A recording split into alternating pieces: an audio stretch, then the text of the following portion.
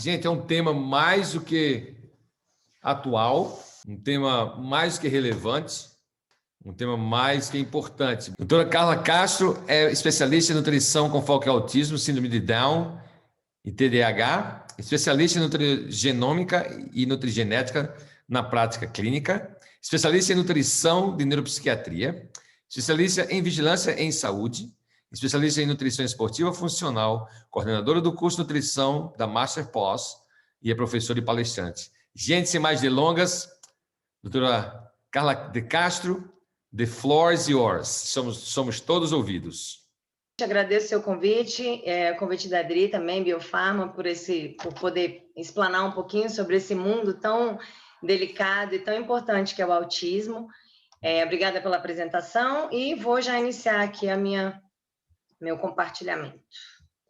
Gente, então, boa noite, eu sou Carla de Castro, sou nutricionista, estou falando de Brasília, e hoje eu vim falar um pouquinho sobre a abordagem nutricional no tratamento do autismo, né, que é esse transtorno que tem crescido tanto e está tão claro aí na nossa vida, com, às vezes, parentes, às vezes amigos, dentro da nossa clínica. Eu atendo muitos pacientes autistas, tanto crianças como adultos, então vamos falar um pouquinho sobre esse universo aí que tem invadido os nossos consultórios. Como você já me apresentou, eu vou pular essa parte. Bem, o transtorno do espectro autista, ele é um transtorno do neurodesenvolvimento, que é caracterizado principalmente por alterações na interação social, na comunicação, interesses restritos e comportamentos repetitivos. É isso que a gente vê, né, de forma geral, como classificação ou como definição do que é o autismo. Mas a gente vai ver na noite de hoje que ele é muito além do que está definido aqui. O diagnóstico do autismo, ele é essencialmente clínico, ele deve ser realizado conforme os critérios que são baseados no CID-10 e no DSM-5. Não existe exame para a gente definir se um paciente é autista ou não. Então, essa é a análise clínica, normalmente acontece junto com uma equipe médica, uma junta médica, que vão observar, avaliar esse paciente e fechar esse diagnóstico. Felizmente, no Brasil, a gente ainda tem conseguido fechar um diagnóstico em tempo hábil suficiente para que a gente entre com a intervenção nutricional e consiga melhora no prognóstico desses pacientes. Então, o que a gente observa? Pouco contato visual, choro, riso incontrolável, respostas anormais a estímulos auditivos, estímulos de contato, também tem muitos pacientes que não reagem bem, alterações de atraso na linguagem, talvez essa seja a principal característica de um autismo regressivo, quando aquela criança começa a chamar a atenção das pessoas que estão ali ao redor para um possível autismo, reação exagerada a estímulos sensoriais, comportamento baseado em rotina, resistência à mudança, então tudo isso é muito característico dentro do espectro autista. Fascinação por objetos rotativos, dificuldade com habilidades sociais, mas não quer dizer que todos eles vão ter. Então, cada paciente reage de uma forma, cada paciente tem um comportamento específico. Mas, classicamente, é um comprometimento da linguagem, comportamento social e interesses limitados. É isso que a gente mais observa. Falando um pouquinho sobre a prevalência do autismo, esses são dados do CDC dos Estados Unidos, dados de 2020. Aqui no Brasil, a gente ainda não tem um dado fechado específico.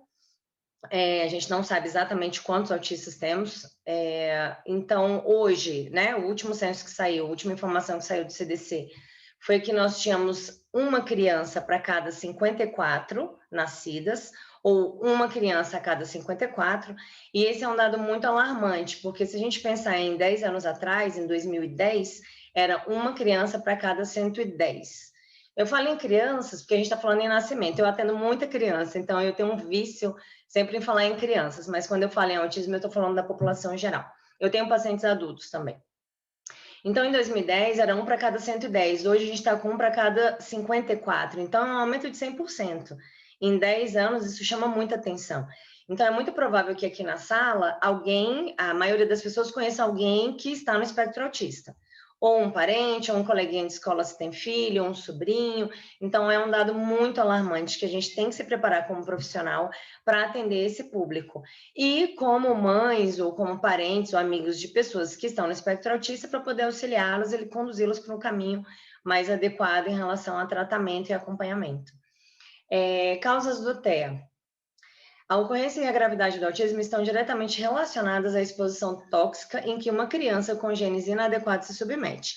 Não existe uma causa única para o autismo ele é multifatorial, então nós temos fatores genéticos associados com fatores ambientais, associados com a programação fetal. Então, o que eu costumo reforçar, quando eu dou aula, palestra, ou dentro do consultório mesmo, que o autismo é uma somatória de questões. Então, quando os pais, né, os genitores não se preparam adequadamente para uma gestação, e eu não falo só da mãe, eu falo do pai e da mãe, quando o ambiente não é favorável para o desenvolvimento dessa criança, uma criança que entrou no aleitamento materno tardio, quando a gente já tem uma introdução de fórmula antes mesmo dessa mãe conseguir tentar esse processo de amamentação, talvez por algum problema ali no início, no pós-parto, nas primeiras horas, a gente fala muito sobre a amamentação de primeira hora, a gente sabe da importância disso para a formação da microbiota intestinal e também de todo o sistema imunológico. Então, o autismo ele é multifatorial, é isso que a gente precisa entender. Ele não é genético exclusivamente, eu tenho, por exemplo, muitas crianças que têm o cariótipo feito, vários mapeamentos genéticos, eu sou especialista em nutrigenômica, então tem pacientes que não têm nenhum gene alterado, nenhum gene que chamaria atenção, nenhum polimorfismo específico e claro para o autismo. Então, a gente entende que ele é multifatorial. Falando um pouquinho sobre o perfil genético, a complexidade da clínica do autismo é refletida no seu perfil genético. Então, o que a gente sabe hoje é que a gente teria um autismo regressivo, que é um paciente que não tem nenhuma alteração genética mapeada, clara, mas que ele é acometido, ele entra no espectro autista por algum motivo, e nós temos o TEA sindrômico, que é aquele que está associado a alguma alteração genética. Normalmente a gente fala muito sobre o X frágil, a gente fala muito sobre a síndrome de Rett, sobre epilepsia. Então, são algumas alterações genéticas, algumas síndromes genéticas que estão também associadas ao autismo. Então, uma criança que é autista e ela também tem síndrome de Down. Então, seria um TEA sindrômico, mas existe aquele que é apenas regressivo, que ele não vai ter nenhuma alteração genética, nenhuma síndrome clara. Eu sempre coloco esses slides nas minhas aulas, que é para a gente entender a questão da epigenética dentro do espectro autista. Esse foi um estudo que foi realizado em 2018, então ele é bem recente. Então, a gente imagina aqui um modelo de copinhos, como se as características fossem variantes, fossem informações vindas do pai e da mãe, e a associação dessas características pode ou não levar a criança a desenvolver o TEA, né, entrar no espectro autista. Então, eu tenho aqui essa bolinha menor, variantes comuns, na bolinha azul, variantes raras, e de rosa, fatores ambientais, que o pai, a mãe e os avós trazem. Então, eu tenho aqui um modelo de um pai fora do espectro autista, uma mãe fora do espectro autista. Então, como se as crianças, os filhos fossem copinhos que fossem recebendo essas variantes, essas informações, e quando ela passa do limite em relação a essas informações, ela entra no espectro autista. Então, aqui eu tenho tanto questões genéticas, como questões ambientais, como fatores ali no pós-parto, no início da vida, né, nos 2 anos de desenvolvimento da criança. Normalmente as crianças começam a apresentar características autísticas entre 1 e 2 aninhos. Então, a regressão de fala, como eu já falei, é uma característica muito forte no desenvolvimento, na percepção desse processo do autismo. Aqui é um outro estudo, esse que é de 2014, mas ele também traz os mesmos modelos de Koppel. Aqui é para explicar um pouquinho a proporção do autismo masculino e feminino. Hoje a proporção é de 4 meninos para cada uma menina. Então é muito mais claro a gente ver, muito mais provável que a gente tenha meninos autistas do que meninas. Isso é um dado atual, tá? De agora. Inclusive é um dado do CDC. E o que acontece? Uma das teorias é que as meninas fossem mais resistentes a essas variações, tanto genéticas quanto ambientais. É como se as mulheres tolerassem mais essas variações que levam ao espectro do autismo. Uma das hipóteses seria, fora desse processo, né, de resistência, de tolerabilidade ao autismo, é que as meninas têm um mimetismo comportamental. Elas aprendem a imitar comportamentos muito rápido, muito cedo. Então, é mais difícil diagnosticar as meninas do que os meninos. Normalmente, meninas que são diagnosticadas dentro do espectro autista, elas são um pouco mais severas. É isso que eu percebo no consultório. Eu tenho muito mais meninos do que meninas, muito mais homens do que mulheres, e normalmente as mulheres têm um autismo um pouco mais grave, um pouco mais severo, digamos assim. E a outra hipótese é que o estrogênio seria um fator protetivo do espectro autista. Então, por isso, as meninas desenvolveriam menos o transtorno do espectro autista. Isso aqui ainda depende de muitos estudos, enfim, então a gente ainda está evoluindo nesse processo. A doutora Denise Carreiro, professora, minha professora, inclusive, ela fala muito sobre a tempestade perfeita como uma das justificativas dos fatores associados que podem levar ao desencadeamento ou as causas do TEA. Então, ela traz desequilíbrios nutricionais pré-gestacionais e na gestação. Então, é aquela mãe que não se preparou adequadamente, aquele pai que não se preparou. É aquela gestação que muitas vezes tem muitos alimentos industrializados, falta de suplementação ou uma suplementação inadequada. Polimorfismo na enzima do MTHFR, a gente vai falar um pouquinho sobre ela mais à frente. Uma formação inadequada dessa microbiota, uma não amamentação, entrada de fórmula precoce, introdução de alimentos precoce. Então, uma alimentação inflamatória para o bebê, também atendo crianças típicas, então eu vejo muito que isso acontece, né? Infelizmente, hoje em dia. Inflamações decorrentes do uso de antibióticos no primeiro ano de vida. Então, ela chama isso de tempestade perfeita. Então, é uma associação de vários fatores que podem desencadear o TEA. Se essa criança já tem uma predisposição genética, então isso fica mais claro ainda. Mas o TEA ele não é caracterizado apenas por alterações de neurodesenvolvimento, né? Transtorno do neurodesenvolvimento. Ele traz consigo algumas alterações de ordem metabólica também. Alterações da microbiota, permeabilidade intestinal, neuroinflamação, distúrbios de detoxificação, alterações sensoriais, seletividade alimentar. A gente vai falar um pouquinho. Aqui eu trouxe esse slide, eu sempre incluo ele nas minhas aulas também, que é para falar sobre a disbiose e a permeabilidade intestinal. Isso aqui não é característico de autismo, do autismo. Praticamente todos os pacientes que eu atendo em consultório têm alguma queixa gastrointestinal. Então, hoje é muito comum a gente ver pacientes com disbiose, às vezes com hiperpermeabilidade. Então, e o que leva esse processo? Excesso de medicamento, muitas vezes bebida alcoólica, deficiência de nutrientes, o meio ambiente, né? Os agrotóxicos, são os plásticos que vão no micro-ondas, a poluição. Então, a gente tem muitas causas, bactérias, fungos. Então, alimentos contaminados, a água também é um fator importante, metais pesados. Então, a gente tem uma série de fatores que podem levar à desbiose intestinal e à permeabilidade intestinal.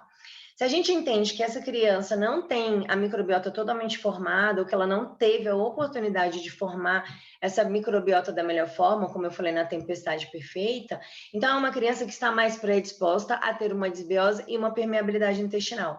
Se a gente entende que o cérebro e o intestino têm uma conexão direta, então o intestino inflamado, ele vai refletir um cérebro inflamado também, que é o próximo slide. Esse artigo também é super recente, ele é desse ano, 2021, foi publicado, 2021, e ele afirma que o eixo cérebro-intestino ele é constituído por rotas bidirecionais, não apenas cérebro-intestino, mas intestino-cérebro também. E a gente recebe muito mais informação do intestino, para o cérebro, do que do contrário. Então, se a gente entende que o intestino coordena boa parte do nosso organismo, considerando que é o órgão que mais vai ter influência do meio externo, né, por conta da alimentação, por conta de medicamento, por conta da água. Então, é extremamente importante que a gente tenha um intestino saudável e mandando informações adequadas para o nosso cérebro. Senão, a gente vai promover, sim, uma neuroinflamação. É o mesmo processo que acontece com a ansiedade, com a depressão, com os distúrbios alimentares, tudo nasce no intestino, né? Todas as doenças, todas as alterações nascem no intestino. Sobretudo as alterações neurais. Então, o que ele afirma é que ele tem uma rota bidirecional, cérebro-intestino, intestino-cérebro, que vai gerar uma comunicação através das vias do sistema nervoso parasimpático, através do nervo vago, sistema imunológico, neuroendócrino e o sistema circulatório. Então, abaixo do nosso intestino, a gente tem a circulação, né? Tem o GALT, né, a nossa barreira imunológica, e depois a circulação. Então, o que passa de alimentos mal digeridos, de proteínas mal digeridas, vai fatalmente cair na corrente sanguínea se a gente não tiver um intestino muito ajustado, né? Um intestino bem fechado, falando a grosso modo. Então, uma criança que já vem com todo esse processo, já vem dessa tempestade perfeita, com essa microbiota mais aberta, às vezes é uma criança muito pequena que começou a introdução alimentar antes dos 6 meses, antes de estar preparado, né? Sinais de prontidão. Então, é muito provável que a gente tenha esse tipo de problema que pode estar agravando esse processo de neuroinflamação. Falando um pouquinho sobre alterações sensoriais, é muito clássico, né? Muito claro a gente vê pacientes autistas com hiporresponsivo a essas alterações de modulação sensorial. Então, ele vai afetar tanto o sistema tátil como o visual, o auditivo. O auditivo é muito comum, é a imagem que está no slide, né? Muitas vezes a gente vê crianças agoniadas com barulho, apertando a cabecinha, fechando o ouvido, se esquivando de momentos sociais por conta do barulho também. Então, sistema gustativo, vestibular, proprioceptivo. Então, nós temos uma alteração de várias ordens e pode ser tanto hiperresponsivo, então é aquela criança que não aceita uma etiqueta, que não consegue calçar meinha, que não consegue ficar calçado com um sapato ou com um chinelo, como hiporresponsiva, aquela criança que se machuca e não percebe. É aquela criança que às vezes vai colocar um alimento quente na boca porque ela não tem noção da temperatura. Outra questão que acomete muito esses pacientes é a seletividade alimentar, que tem uma relação direta com a nutrição, né? Então, ela vai interferir nessa rotina alimentar, ela vai interferir na rotina diária e social dessa família. Então, ela é caracterizada por dificuldades sensoriais, pode ser dificuldades orgânicas. Quando eu falo orgânicas, por exemplo, aquela criança que tem dificuldade de mastigação, aquela criança que tem uma esofagite eosinofílica, ela pode ter desenvolvido isso num processo ali, num pós-parto mesmo, por uma alergia alimentar ou por uma hipersensibilidade. Alterações motoras orais, então é uma criança que muitas vezes tem dificuldade de sentir dor na hora de mastigar, ou ela não consegue lateralizar esse alimento, então ela também vai acabar gerando essa seletividade alimentar. Pode ser por experiências negativas, às vezes até essa questão da temperatura, por ela não perceber a temperatura, ou na hora da introdução alimentar aconteceu um fato que deixou ela mais marcada, mais resistente à alimentação. Temperamento inflexível, então às vezes é uma criança que só quer uma determinada cor, só quer um determinado alimento de uma determinada forma. Eu pego muito paciente seletivo e o tratamento para seletividade é tanto ajuste da alimentação, retirando alimentos que geram desejo e um vício, que são os peptídeos opioides, a gente vai falar um pouquinho sobre isso também, e uma equipe multidisciplinar, junto com a terapeuta ocupacional, junto com a fonoaudióloga. Então, tem que avaliar esse paciente como um todo e entrar com todo o processo multidisciplinar para a gente conseguir fazer esse ajuste nessa seletividade alimentar. E as consequências, baixo peso, baixa estatura, obesidade, que acontece muito, deficiências nutricionais e um repertório limitado. Eu já recebi no consultório paciente que comia 5 alimentos. Então, é um desafio muito grande trabalhar com esses pacientes, e a gente precisa ir ajustando essa alimentação aos poucos, fazendo a suplementação, começando com a TO, conversando com um médico, neuro, para a gente ver como é que a gente ajusta todo esse processo da seletividade alimentar. Mas muitas vezes, gente, fica até um alerta, a seletividade alimentar é causada pela própria família. Às vezes é uma família que não come uma fruta, é uma família que tem um repertório limitado, um repertório alimentar limitado, e isso passa para a criança. A gente entende que as crianças vão replicar os nossos comportamentos. Então, se nós somos adultos que não nos alimentamos bem, é muito difícil que a gente consiga criar uma criança que se alimente bem. Então, muitas vezes essa é uma queixa dentro do consultório. Quando eu faço anamnese, quando eu faço todo o estudo de casa, eu percebo que a família também tem esse mesmo processo de seletividade alimentar. Então, às vezes, não é do autista. E a seletividade alimentar também pode acontecer com pacientes típicos, porque eu tenho pacientes típicos que têm o mesmo processo. E aí, falando um pouquinho desse slide, a prevalência de problemas de alimentação, principalmente de seletividade, é de 25% em pacientes típicos e de 67% a 89% em pacientes autistas. Então, é algo muito sério, é algo importante que a gente precisa ter atenção e os profissionais têm que estar preparados para trabalhar com isso. Quando o paciente aceita menos de 10 tipos de alimento, a gente diz que ele é severo. Se ele aceitar de 11 a 20, ele é moderado, acima de 20, ele é um seletivo típico. Eu já tive pacientes vários com seletividade severa, menos de 10 alimentos. O autista também tem um processo de detoxificação muito prejudicado, né? Se a gente tem uma microbiota mais aberta, se a gente não tem a absorção adequada de nutrientes, sobretudo aqueles nutrientes que participam do processo do detox, né? As vitaminas do complexo B são extremamente importantes, ferro, zinco também participam. Então, quando a gente tem um paciente que não faz essa absorção direito, então a gente vai ter isso muito claro, né? Esse processo de detoxificação prejudicado. Então, é um paciente que ele é mais inflamado, é um paciente que vai ter alterações neurais também pela falta ou deficiência de produção adequada dos neurotransmissores. Então, é um paciente que não consegue combater uma inflamação como um outro paciente que não tem esse processo de detoxificação prejudicado faria. E aí aqui a gente também tem que considerar o polimorfismo na enzima MTHFR, que é uma enzima que vai ativar a vitamina B9. Então, é extremamente importante que a gente tenha cuidado na forma de suplementar esses pacientes. Então, quem tem, não apenas autista, então, paciente que tem alteração de MTHFR, ele não consegue converter a vitamina B9 em metilfolato. Então, ele tem uma deficiência nessa conversão, e isso acaba acumulando e é tóxico para o organismo. Então, as vitaminas que estão antes do ciclo ficam acumuladas, e o ciclo fica parado por falta de enzimas, por falta de cofatores que vão fazer esse ciclo girar. Então, a gente precisa se atentar a esses polimorfismos também, falando um pouquinho sobre genética. E é muito clássico que o paciente autista tem alteração no MTHFR. Para corrigir isso, a gente faz uma suplementação da forma ativada, que é o metilfolato, falando em vitamina B9. Então, aqui eu só trouxe para exemplificar a fase 1, hepática intestinal, a fase 2 e a fase 3, que é a parte basicamente intestinal, que é dependente de todas essas vitaminas. Então, precisamos do magnésio, molibdênio, ferro, as enzimas, os cofatores. Então, é importante que a gente dê atenção a esse processo do detox também. E aí, entrando de fato na parte da nutrição, então a alimentação ela vem otimizar o detox, vem repor vitaminas e minerais, vem trabalhar essa modulação intestinal, que a gente sabe que uma alimentação adequada é capaz de modular, combater as alergias alimentares, tanto aquelas imediatas como as tardias, corrigir desbiose, repor vitaminas, enfim.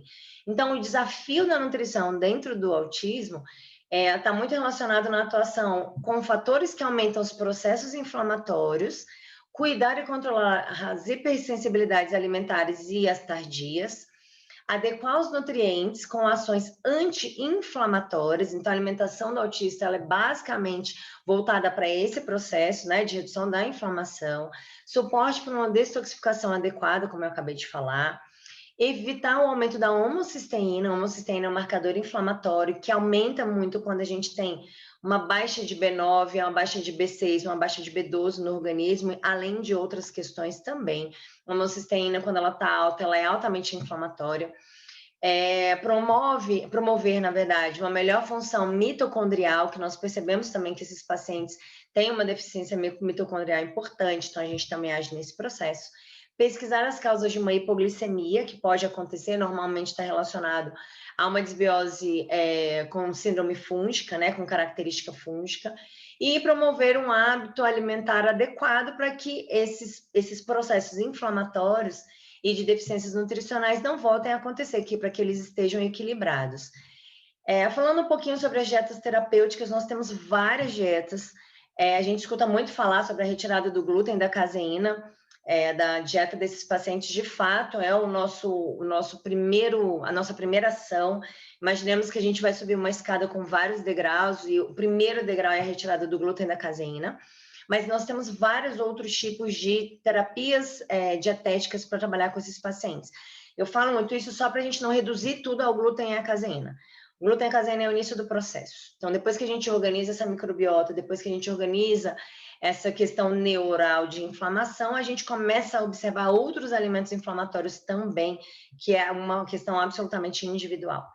E a ciência diz que existe uma relação, sim, entre a ingestão do glúten com o aparecimento de distúrbios psiquiátricos, sobretudo autismo, esquizofrenia, depressão, ansiedade. Pacientes meus com depressão e ansiedade, que eu trabalho muito nessa parte de neuroinflamação, né, a neuropsiquiatria, neuropsicologia, Eu também trabalho com o mesmo protocolo, o início do protocolo é o mesmo. A gente vai evitar o contato com os peptídeos opioides, sobretudo do glúten e da caseína, porque eles conseguem atravessar a barreira intestinal, então eles geram uma neuroinflamação, eles acabam atrapalhando a neurotransmissão lá no sistema nervoso central, então é algo que a gente precisa atuar pensando já nesses pacientes do transtorno do espectro autista. Então, se o glúten e a caseína ele vai causar uma alteração neural, uma neuroinflamação, em pacientes que estão com o intestino permeável, imagina um autista que, além de ter característica de intestino permeável, ele ainda tem uma característica de neuroinflamação maior do que outros pacientes. Então, no cérebro, o sistema de peptídeo opioides são conhecidos por desempenhar um importante papel na motivação, emoção, comportamento de apego e nas respostas ao estresse, no estresse e à dor. Então, às vezes, paciente que tem uma hipossensibilidade, ele não percebe a dor como outros pacientes, muitas vezes eles estão ligados a os peptídeos opioides, que se ligam aos nossos receptores no sistema nervoso central e acabam trazendo um efeito de prazer e relaxamento. Então, muitas vezes, pacientes eles têm dificuldade em identificar um processo de dor. Também está relacionado com a seletividade alimentar. Então, um paciente que fica buscando o mesmo alimento para que ele tenha a mesma sensação de prazer e relaxamento. Aqui eu trouxe só uma diferença entre os peptídeos farmacológicos e os peptídeos opioides alimentares, então, para que a gente tenha conhecimento disso, né? O ópio ele vem da morfina, ele é caracterizado como uma droga que traz essa sensação de analgesia. A princípio, quando foi criada, ela era da farmacologia, mas aí, enfim, depois a gente acabou observando o uso e abuso desses fármacos também, como drogas, enfim. E aí a gente tem a glutamorfina, a caseomorfina, que são peptídeos opioides que geram também essa analgesia, esse vício, esse relaxamento, enfim. E quando a gente fala em protocolo, glúten, caseína, como é que faz, né? Qual é a sugestão? Como é que a gente inicia esse processo? Existem vários protocolos no consultório, eu gosto de trabalhar com protocolos bem claros, negociados com o paciente ou diretamente com a mãe ou o responsável, dependendo do nível de entendimento desse paciente. Então, normalmente a gente começa pela retirada do leite, mas isso é negociável, então, de repente, a gente pode trocar, inverter e começar pela retirada do glúten, mas a gente tira primeiro um dos alimentos, não faz os dois juntos, avalia por um período e, na sequência, retira o segundo. Aqui nesse protocolo que eu trouxe, retira o leite e derivados, avalia, depois retira o glúten e avalia. E, na sequência, a gente faz o refinamento dessa dieta, que é com as outras dietas que eu mostrei para vocês. Então, avaliando hipersensibilidades tardias, respostas inflamatórias a outros alimentos, que é muito comum. Trouxe aqui para vocês uma lista resumida de algumas sugestões de substituição. Eu sempre recebo essa pergunta quando eu faço palestras. Então, é mais difícil falar do que fazer, acreditem. Retirar o glúten e a caseína, ele é trabalhoso, mas é algo que hoje ainda é mais tranquilo de fazer pela quantidade de alimentos que a gente tem disponível. Então, nós temos as farinhas de arroz, de coco, o cuscuz de milho, o cuscuz de arroz, grão de bico. A gente tem muitas farinhas disponíveis que podem ser utilizadas. Lembrando que isso aqui é extremamente individualizado, porque cada paciente reage de uma forma. Eu tenho muitos pacientes autistas que têm alergia a coco, por exemplo. Então, todos os alimentos derivados do coco a gente precisa retirar da dieta. E falando sobre os lácteos, a gente tem o leite de arroz, de coco, leite de inhame e o leite de frango, que foi uma substituição que eu acabei testando com um paciente que deu muito certo. Eu estendi para outros pacientes que a gente utiliza com bastante sucesso aí na alimentação, sobretudo das crianças. E trouxe alguns exemplos de alimentos que a gente pode utilizar. Então, eu intitulo esse slide de problema à solução, porque era um paciente inflamado, um paciente que não consumia alimentos adequados, com uma seletividade alimentar importante. E aí a gente vem agora com leites vegetais batidos com fruta, a fruta in natura, bolos, torradas ou pão sem glúten, os chás, os sucos de fruta natural, ovos mexidos para aqueles que aceitam, lembrando que o ovo também é um alimento alergênico, a maionese vegana, que permite fazer várias preparações, para o almoço e jantar, tubérculos, feijões, arroz, vegetais, frutas. Então, é uma alimentação in natura e saudável. Essa é a proposta da nutrição dentro do espectro autista. E falando um pouquinho sobre suplementação, que é extremamente importante para esses pacientes também, Sempre reforço a questão do ômega, né, EPA e DH nas proporções adequadas, as vitaminas lipossolúveis, complexo B, que eu já falei bastante sobre eles, a vitamina C, os micronutrientes, né, os minerais. Então, ferro e zinco são super importantes para a questão da seletividade alimentar, porque elas participam da formação do paladar também, as enzimas digestivas quando precisa, para melhorar essa digestão e absorção, os aminoácidos para as crianças muito seletivas, são naquele momento inicial, a gente avalia para ver se é importante, se é a hora de entrar com essa suplementação. Lembrando que a suplementação é absolutamente individual e deve se adequar à necessidade de cada paciente. E dentro do meu processo de suplementação, eu trago para vocês também o Biovit, Bioglucan, que ele tem um foco principal na redução do processo inflamatório e na modulação do sistema imunológico. Então, trouxe para vocês um pouquinho da dosagem, informação sobre a dosagem. Para crianças até 5 anos, a gente utiliza 1 ml por idade, então é feito um cálculo. Para crianças acima de 5 anos, o adequado seria 5 ml de 1 a 2 vezes ao dia. Para adultos e adolescentes, 10 ml uma a 2 vezes ao dia também. Claro, gente, que tudo depende do processo inflamatório, depende da questão da imunidade, depende de quem você está tratando, do momento. Tem uma série de questões clínicas que precisam ser avaliadas. Um profissional que tem expertise, que tem essa informação, pode com total tranquilidade fazer essa análise. Importante lembrar que a avaliação da permeabilidade intestinal ela tem que acontecer, porque se o paciente estiver muito constipado, né? Aquele paciente que tem um fecaloma, já tive pacientes assim também que a gente precisou tratar. Então, de repente, será que vale a pena fazer uma fórmula diluída, né, com Biovit, porque esse intestino não vai receber essa fórmula mais concentrada? Se é aquele paciente que está com uma diarreia muito intensa, também acontece, pego vários pacientes assim no consultório. Então, será que eu não poderia usar uma espécie de espessante, colocar no mingau, ou de repente incluir um outro tipo de alimento para facilitar esse consumo? Então, depende, né, gente? A individualidade aqui é o que vai mandar. É importante que a gente consiga observar o nosso paciente especificamente. Eu costumo dizer que eu não trato o autismo, eu trato o autista. Então, cada paciente é de um jeito, cada paciente tem uma clínica, cada paciente tem uma necessidade diferente. Então, é importante que a gente tenha esse olhar individualizado, esse olhar específico para cada paciente. E, finalizando, eu sempre trago essa frase porque é um reforço que eu faço, né? Que a nutrição não é um tratamento alternativo, a nutrição é um tratamento obrigatório. Antigamente eu colocava no TEA, a nutrição e aí eu tirei o TEA e eu abri para todo mundo, porque eu entendo que todas as pessoas são beneficiadas por uma alimentação anti-inflamatória adequada, uma suplementação, né? Saúde é uma poupança, a gente está ou colocando créditos ou tirando créditos. É importante que a gente tenha esse olhar para todos e hoje especificamente para os nossos pacientes autistas. Então, considerando essa proporção que só tem aumentado, essa prevalência que está absurda, a gente precisa se preparar para esses pacientes que estão chegando com cada vez mais frequência e cada vez mais cedo no nosso consultório.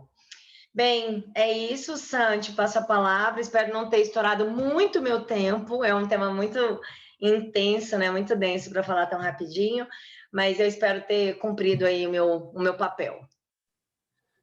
Doutora Carla, excelente, muito obrigado. Gente, parabéns, doutora Carla, maravilhoso, conteúdo muito vasto.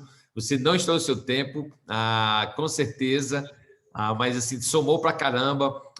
Tenho certeza que todos os profissionais que estão aqui já têm perguntas saltando aqui no chat de Q&A, então se prepara aí. Antes de a gente abrir o fórum para as perguntas, eu quero só dar alguns avisos em termos de housekeeping.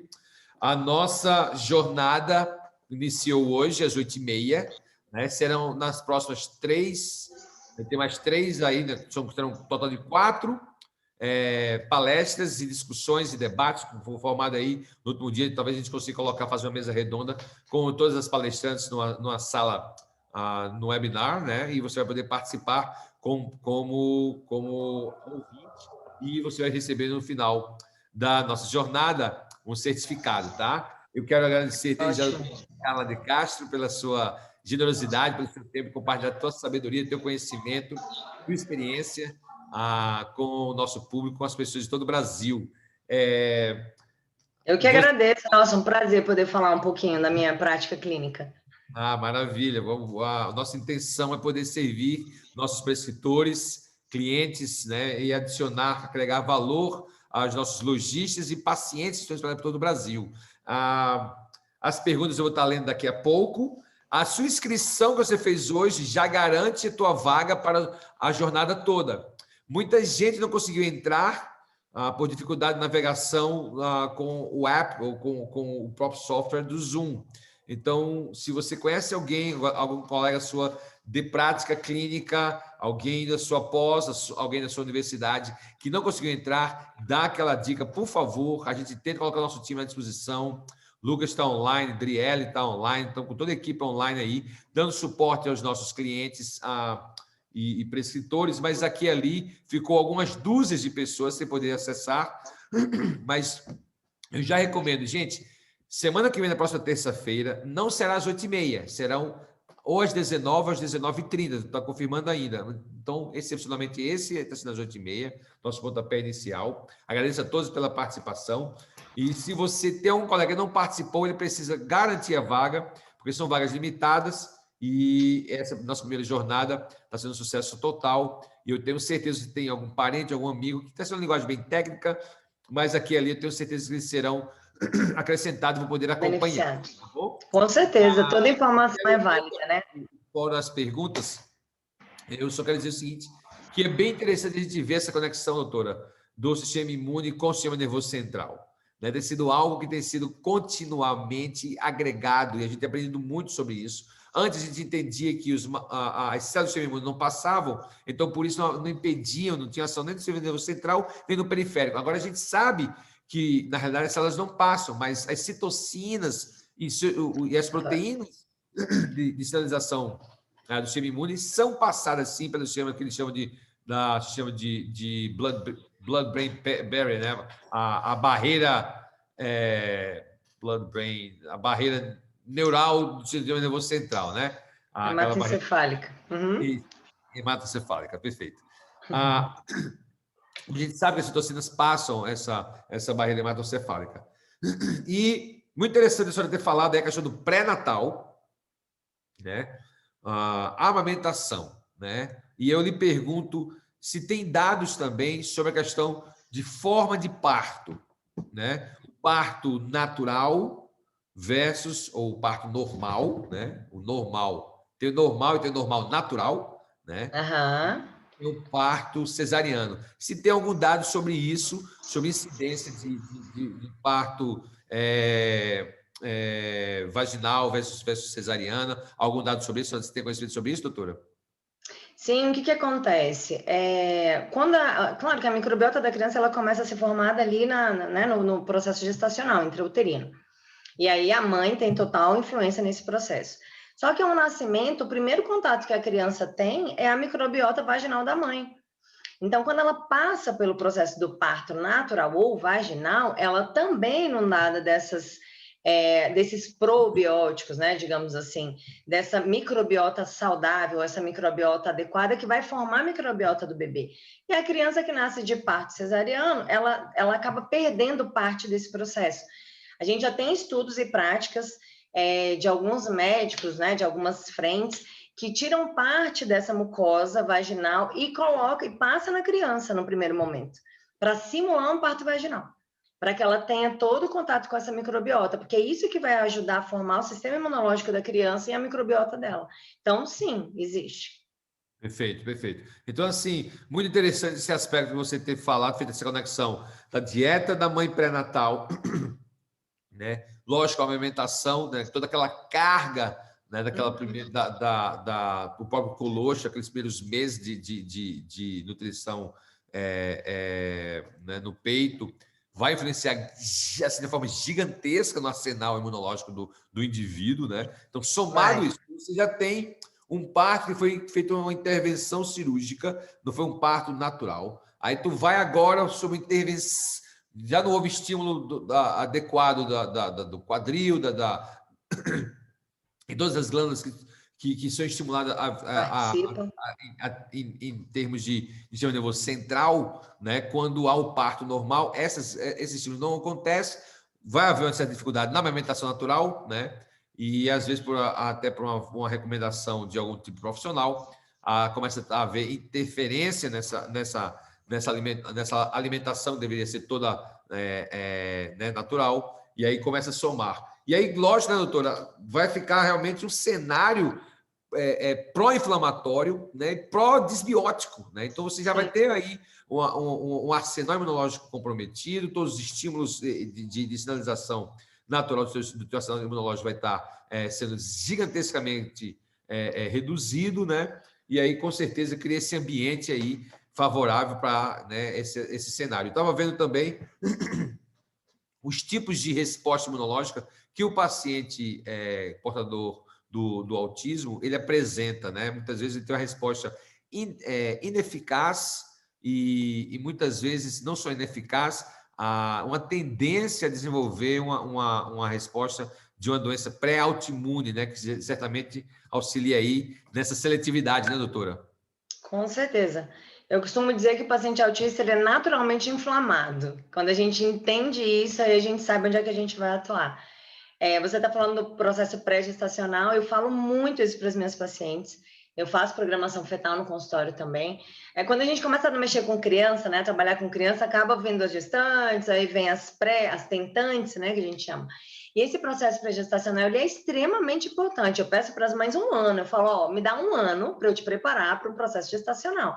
Claro que a mulher, quando ela decide engravidar, ela quer para ontem, né? Então, é um processo complexo, a gente precisa suplementar, precisa corrigir a alimentação, precisa corrigir a microbiota, precisa ver o peso dessa tentante.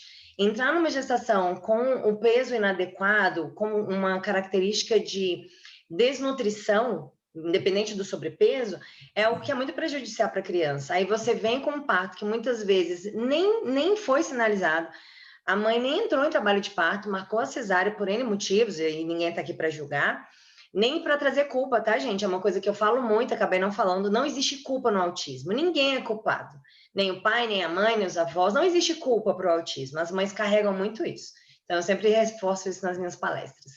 Então, aí, muitas vezes, o cenário pré-gestacional não era o melhor, o cenário gestacional não é o melhor, a criança acaba nascendo numa cesárea agendada por fatores externos, e aí a mãe não tem a sinalização para poder liberar o leite materno, para produzir esse leite materno. Essa criança, na primeira hora, entra com a fórmula, então ela já não tem uma microbiota adequada, aí ela vai consumir uma fórmula que ela não tem capacidade de digerir, porque o intestino do neném é permeável propositalmente para que ele consiga absorver o leite materno integralmente.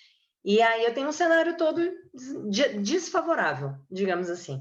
Aí se eu entro com uma alimentação precoce, uma introdução alimentar precoce, aí um monte de vacinas, não sou contra a vacina, antes que me perguntem, mas a gente tem que saber, né, o tempo e hora, a gente não vacina criança com diarreia, a gente não vacina criança com febre, e muitas vezes isso não é avisado, né, as mães acabam seguindo o protocolo rigidamente, e isso é um problema, é uma inflamação que eu vou gerar naquela criança, né? Eu tenho um ambiente todo negativo, digamos assim. Perfeito, muito bom. Vamos às perguntas. Pessoal falando aqui, a maravilhosa palestra, a senhora sempre maravilhosa, Carla maravilhosa. Boa noite. O que é leite de frango, doutora?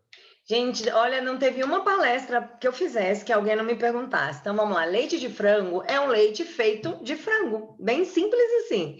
O que acontece? A gente tem uma mania de chamar leite bebidas que não são leite animal, né? Aliás, o leite é apenas animal, digamos assim, né? A gente fala leite de amêndoa, por exemplo. Aquilo não é leite de amêndoa, é amêndoa batida com água, você faz a extração ali, né, dos nutrientes e aquilo é transformado numa bebida. Então, o certo seria uma bebida vinda do frango, né? Então, como é que a gente faz? A gente coloca o frango, o peito de frango mesmo para cozinhar e depois a gente processa ele com um pouco mais de água para que ele fique bem leitoso. E aí esse leite de frango, ele vira vitamina de banana, ele vai virar um mingau com batata doce, ele vai engrossar um leite de inhame. Então, quando a criança é alérgica, eu tenho crianças alérgicas, por exemplo, aos leites vegetais, amêndoa, castanha, coco. E aí, não pode o leite, não pode as oleaginosas. Onde é que a gente entra? Vamos tentar o frango. E aí a gente faz as tentativas. Dietoterapia, que acontece muito, viu? Nutrição, a parte de cozinha, eu testo muitas receitas. Então, a nutrição e dietética é fortíssima. E aí a gente acabou descobrindo essa receita do frango que deu muito certo. E eu tenho muitos pacientes que tomam e vale a pena testar. Uau, maravilha. Aí, olha a dica aí, gente. Leite de frango, bater bem o frango, misturar depois com outros ingredientes. Maravilha. Obrigado Eu pela estou dica. devendo essa receita lá no meu Instagram. Eu vou gravar depois um Reels fazendo leite de frango e Boa. experimentando para vocês verem. Eu vou botar a Excelente. receitinha lá. Excelente. Acrescentou conhecimento demais, doutora Mônica de Barcelos. Muito A obrigada. Adriana Lopes, maravilhosa. A aula dela, como sempre, maravilhosa. Manuela Pessoa, obrigado, doutora Manuela. As demais aulas serão sempre nas terças, correto, de toda terça-feira, tá? Essa nossa jornada do tratamento e da suplementação, né, do paciente com autismo será nas terças-feiras, tá? Doutor Francisco de Oliveira, será que o aumento do estresse... Ups, está saltando aqui. Do estresse glicocorticoides, entre parênteses, também está envolvido no fator ambiental e na causa do TEA? Então, vou responder. O que acontece? A gente tem vários fatores ambientais, inclusive o estresse. Sim. Então, tanto o próprio paciente, por exemplo, tem um paciente autista com 30 anos. Então, o estresse que o paciente é submetido e o estresse que os genitores são submetidos, pai e a mãe, também vão influenciar, sim. Então, o fator ambiental, a gente traz estresse, a gente traz alimentação, a gente traz a água que a gente toma, a gente traz poluição, consumo de medicamentos, que a gente não traz medicamento como fator ambiental, e é um fator ambiental importante. Então, o uso de antibióticos, mas o estresse também participa desse processo, sim. Tá? Um corpo submetido a um processo de estresse, ele vai ter redução das enzimas digestivas, ele vai ter uma redução de produção de ácido clorídrico, ele não tem uma boa digestão, né? A digestão, é importante a gente separar, a digestão acontece lá no estômago e a absorção acontece no intestino.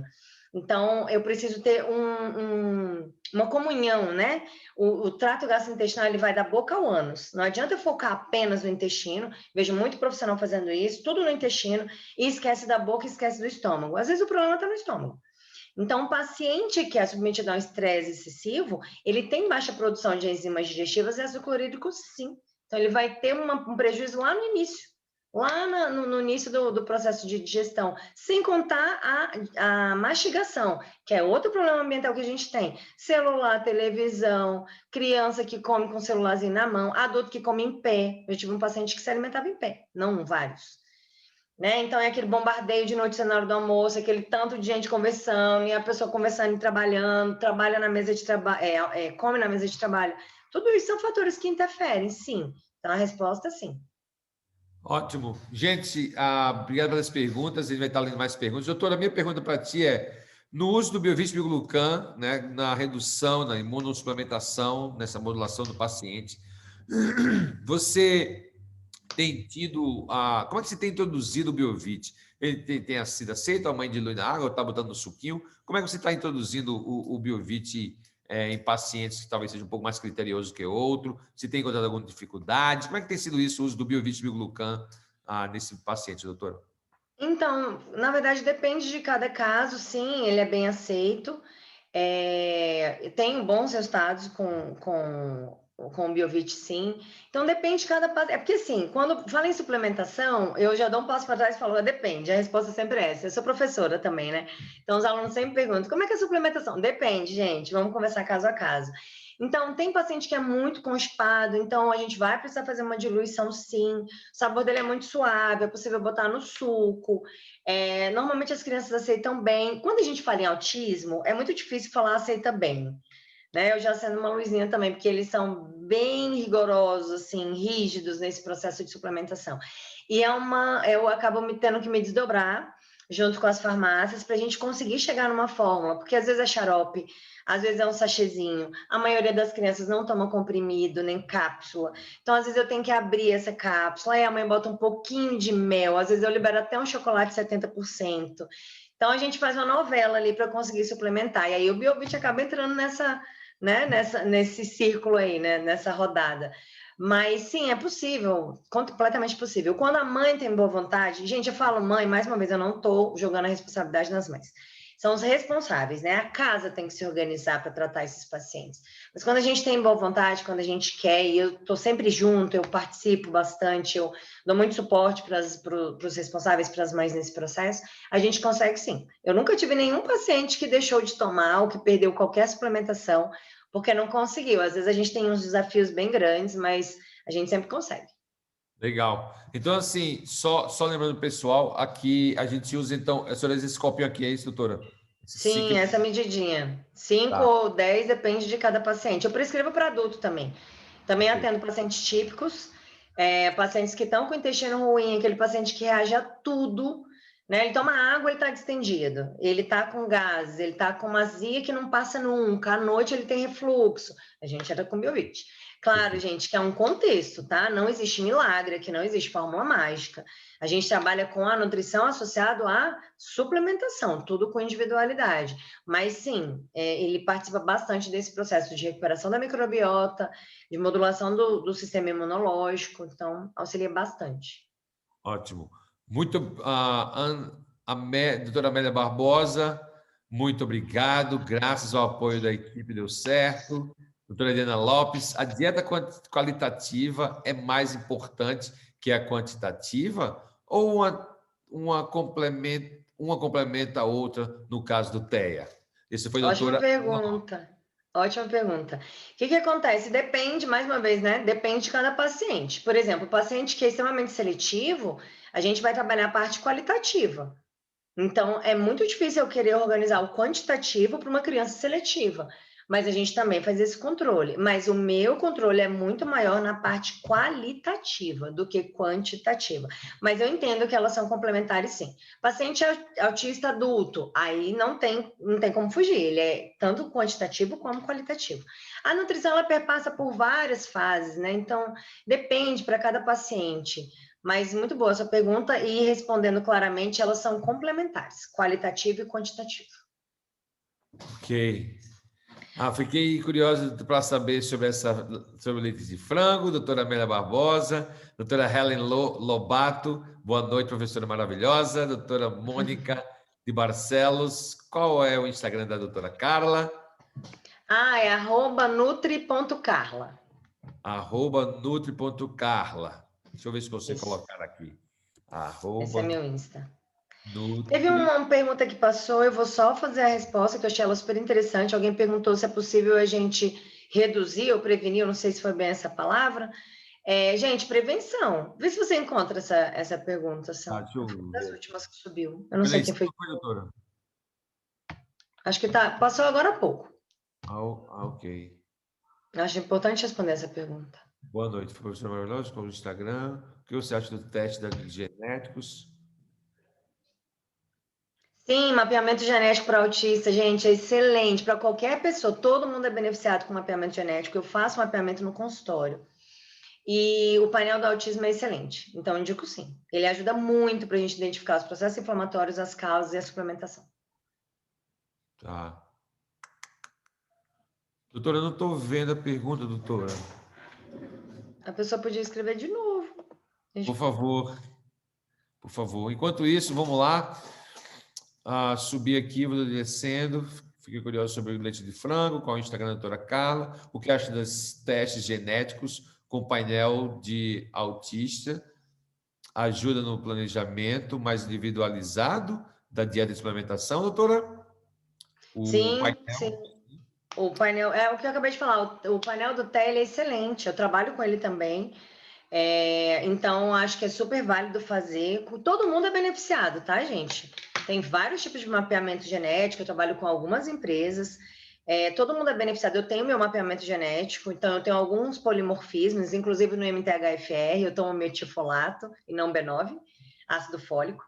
Então, sim, para o autista a mesma coisa. O autista é tão beneficiado quanto. Então, vale a Ok. pena sim. Ótimo. Parabéns por nos presentear com tanto conhecimento, doutora Amélia Barbosa. Ótima aula, parabéns, doutora Amélia Barbosa. Na sua opinião, qual foi a maior causa do aumento na TEA? Gente, claramente, para mim, fator ambiental.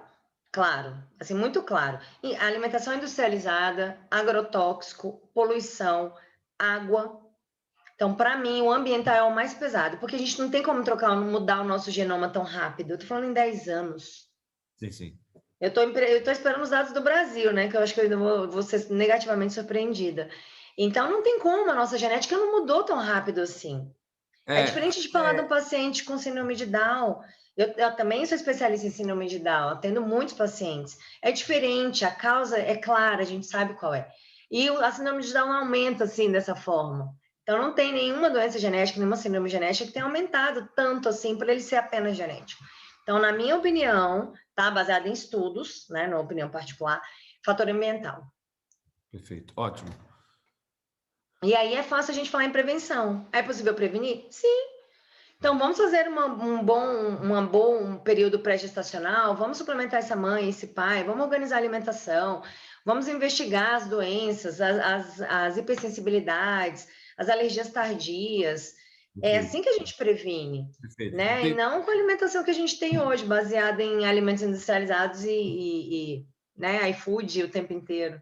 Perfeito. É muito. E assim, se você for observar nos últimos 20 anos, a proporção em que a intervenção no parto aumentou, né? Então, assim, a própria cultura de parteira no Brasil nós perdemos, né? A cultura de você ter tempo reduzido de amamentação, né, a introdução de alguns auxiliares tão prematuramente, né? E Sim. o número de vacinas que você tem hoje, comparado com 20 anos atrás, é extremamente assim, é quase 4 vezes mais assim que as são sendo expostas hoje. Então, tem uma série de coisinhas aí que eu transcenderia esse ambiental a outros itens também, né? Sim, Além. é um conjunto de fatores, né, Sam? Então, mas eu vou te dizer, quando a gente começa a estudar, começa a ver, eu falo, gente, o ambiental ele tá em tudo. Ele pula, ele salta, ele grita, Boa. né? É, Então, por isso eu falo tanto da questão ambiental com os meus pacientes. Mas sim, é multifatorial. E perfeito. aí, a mesma pessoa que perguntou foi a Edith. Ela colocou assim: se for isso mesmo, ela está perguntando se a questão da predisposição genética, a questão ambiental. Se for isso mesmo, podemos impedir o desenvolvimento do autismo ou até mesmo regredir os sintomas? Gente, a prevenção é o melhor caminho. Sim, eu acredito em prevenção do autismo, sim, baseado em tudo que nós conversamos. Tá? Agora, regressão de sintoma depende do que você chama de regressão. Não existe cura para o autismo até hoje. Pode ser que amanhã alguém traga isso para a gente, eu ia ficar muito feliz. Mas não existe até hoje cura para o autismo. O paciente que está no espectro autista, ele está no espectro autista. Mas a gente consegue reduzir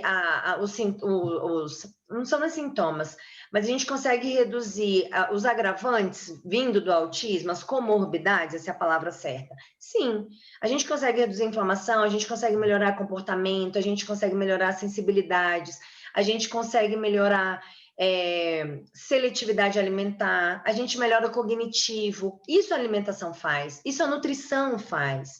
Então não adianta colocar a criança num banco de terapia, eu falando de criança de novo, mas coloca a criança 40 horas num banco de terapia com dor, com intestino inflamado, com diarreia, com constipação, com azia, aquela criança com aquela barriga enorme, aquele abdômen estufado, a gente brinca que é a barriga do seu boneco, né? Menino com 2, 3 anos com aquele abdômen gigantesco, chega a veinha, tá assim na lateral do abdômen. Como é que essa criança senta para estudar? Como é que ela vai aprender alguma coisa? Aprender de fato? Não vai. Então é aí que a nutrição entra. Então, sim, a gente consegue melhorar muito a qualidade de vida do autista. Então, é para isso que a gente trabalha, é para isso que a nutrição está aqui, é para isso que eu atuo. Então, foco no paciente, no autista, não é no autismo. E o objetivo é esse. Então, é nisso que eu acredito sim. Então, a gente pode melhorar as comorbidades e dar qualidade de vida para esses pacientes, com certeza. Ótimo. Aí, bem antes, a Edith falou, então podemos dizer que uma criança com predisposição genética do autismo, ela não nasce autista, correto? De acordo com a situação ambiental, ela se torna autista, é isso? Pode ser aquilo que eu expliquei durante a palestra. Existem crianças que têm uma questão genética envolvida no autismo, a gente chama de autismo sindrômico, e tem uma criança que tem um autismo regressivo. É aquela criança que nasceu Sem problema nenhum, saudável. Claro que sempre acontece alguma coisa ali nos primeiros 2 anos, né? E aí, por algum motivo, às vezes ela já tem uma predisposição genética, mas por algum motivo, lembra dos copinhos, o modelo de copinho, as variantes, ela entra no espectro autista. Então, a gente chama isso de autismo regressivo. É aquela criança que falava tudo, que comia super bem, e de repente ela para de falar. Aí, de repente, ela só quer comer um alimento. Já acendeu a luzinha para um possível autismo. Então, a criança não pode nascer excelente e, de repente, ficar autista. Se fosse genético, concorda? É igual síndrome de Down. A criança nasce com síndrome de Down. A hora que você olha para ela, ela já te entregou o diagnóstico. Então, o autismo regressivo, ele fala sobre isso. A criança entra no espectro. E aí eu vou trazer de novo aquela tempestade de causas, né? A tempestade perfeita. Você soma um monte de fatores, a criança entra no espectro. É isso. Maravilha. Um paciente suscetível às doenças oportunistas por causa da imunidade? Uma pergunta do Ricardo aqui. O paciente né, é um paciente sujeito a doenças oportunistas por causa da imunidade? Com certeza, com certeza. Imunidade baixa, você está aberto, né? Imagina, vamos pensar em microbiota intestinal. Se eu tenho uma microbiota intestinal permeável ou hiperpermeável, permeável ela até o certo, né? Em alguns momentos ela tem que abrir para que os nutrientes adequados entrem, mas se ela é hiperpermeável, então aquilo que não deveria entrar vai entrar, e aí você abre portas para as doenças oportunistas. Quando eu falo em crianças, isso é muito claro. Aí vem otite, aí vem amidalite, aí é aquela criança que está toda hora resfriadinha, aquela criança que entra com antibiótico no primeiro ano de vida, e aí antibiótico mata também as bactérias positivas, negativas e positivas, na verdade ela arrasta, né, toda a nossa microbiota intestinal, então ela acaba com os nossos probióticos, com a nossa barreira, e aí você tem uma criança exposta. Que também vale para adulto, né? Então, sim, com certeza. A imunidade é extremamente importante nesse processo de infecções oportunistas. Excelente, doutora. Olha, doutora, e os elogios não param de chegar, hein?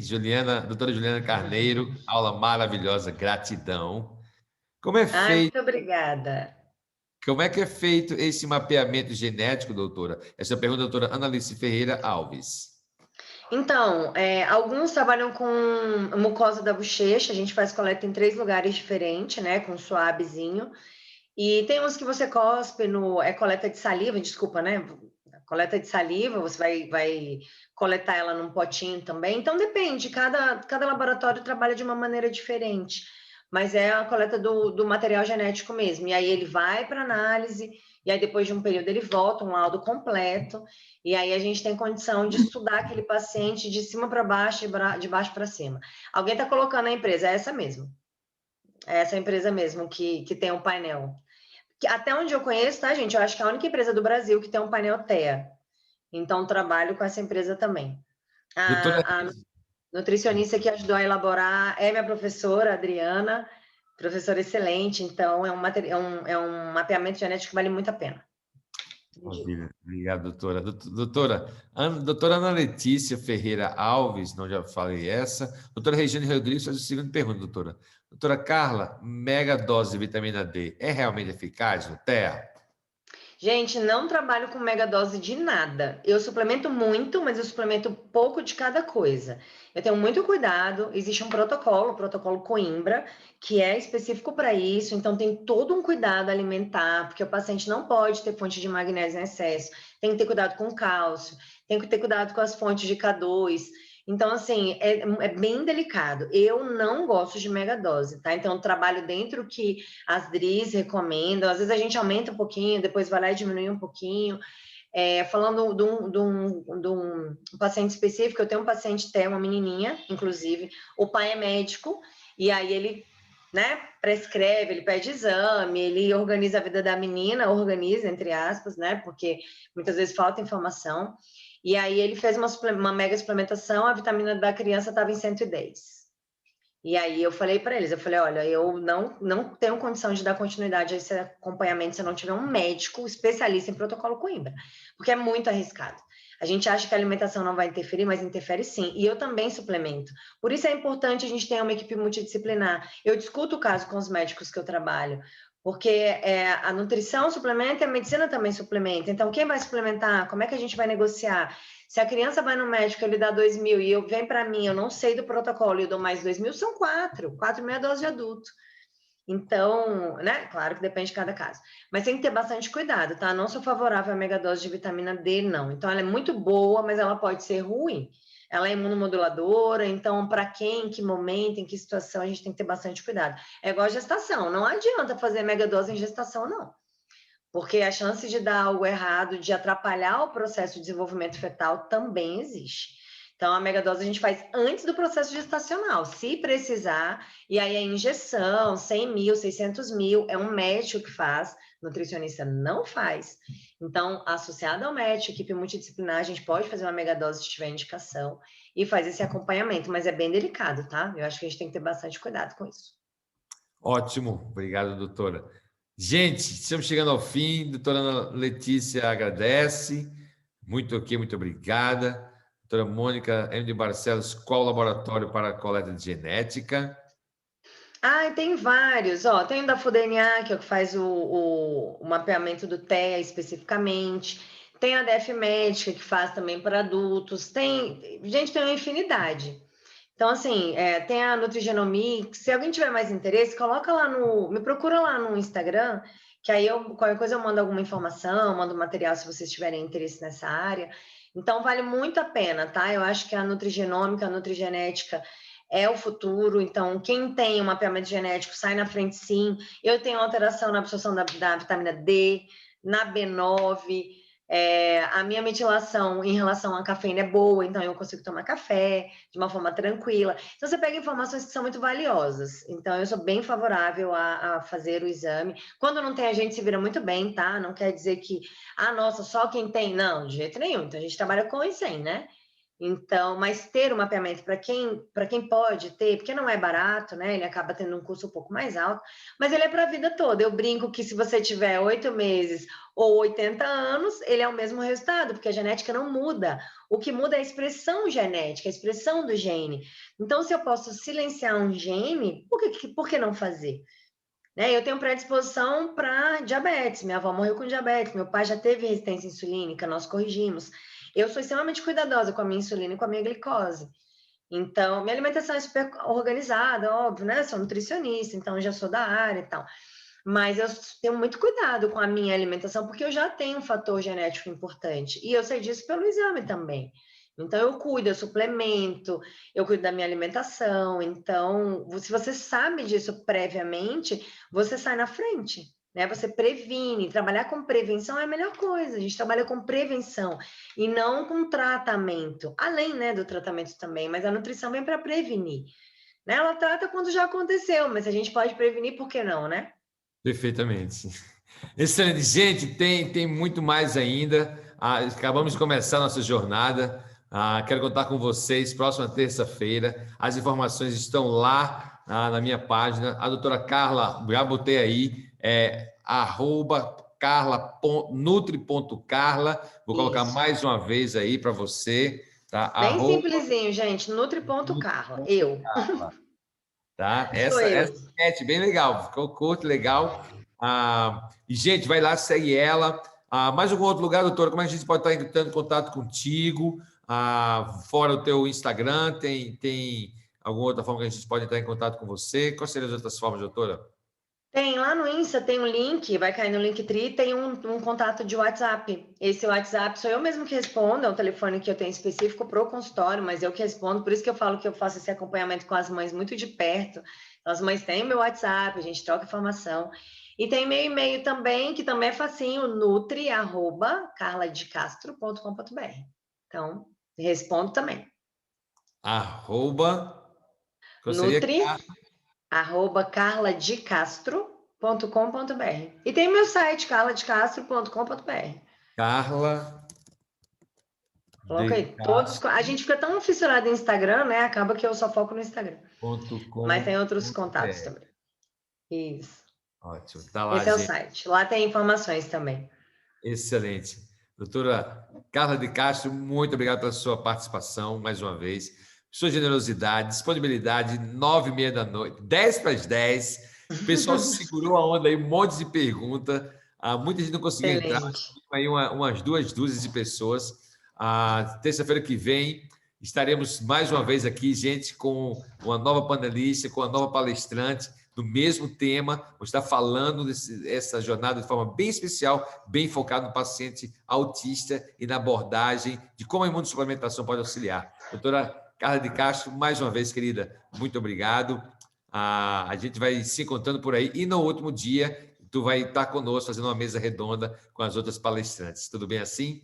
Faço questão. Inclusive, quero agradecer mais uma vez a oportunidade de poder vir aqui e falar. É um tema muito relevante para mim, então eu nem tinha visto a hora para você ver. Quando a Adri me chamou, eu fiquei muito feliz pelo convite. Então, para mim é um prazer poder falar um pouquinho mais sobre o autismo. Eu tenho realmente paixão pela nutrição e pelo espectro autista mais ainda. Então, obrigada pelo convite, obrigada a todo mundo que ficou até aqui. E um desafio para mim, né? Abrir essa jornada, ser a primeira profissional falando, então espero que tenha alcançado aí o objetivo. Com certeza, terça que vem eu vou estar aqui, na outra e no final para a gente se reunir. Tomara que aconteça essa mesa redonda. Eu acho que vai ser uma discussão muito rica. Então, importante a gente trazer esses temas, né, que não são tão discutidos, mas que estão vindo assim numa avalanche. Trazer isso para uma discussão é importante. Eu acho que é sempre válido, todo mundo se beneficia, né? E para mim é Maravilha. um prazer estar aqui. Eu super A honra é agradeço. toda nossa, querida. A honra é toda nossa. Obrigado pela sua generosidade. A gente se vê então terça-feira, doutora. Tá ótimo. Tchau, gente. Boa noite. Obrigada. Até. Boa noite, pessoal.